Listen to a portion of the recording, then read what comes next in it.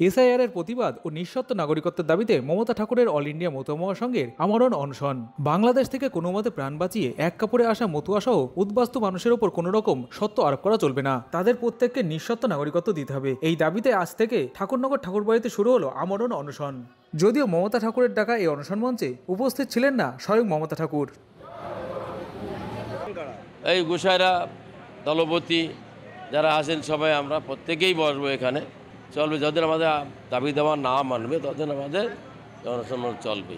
আচ্ছা, মাঠ বাইরে আছে অন্য কাজে, অর্থাৎ উনি ভার্চুয়ালে এটা উদ্বোধন করবেন। অল ইন্ডিয়া মতুয়া মহাসংঘের বিভিন্ন শাখা সংগঠন আছে এবং তার নির্দেশকে আমরা পাথেয় করে নিয়ে উনি নেই, তাতে কী হয়েছে, ওনার যারা সংগঠনের লোক আমরা বিভিন্ন দায়িত্ব বা দায়িত্বশীল জায়গায় আছি, তারা সবাই মিলে করব।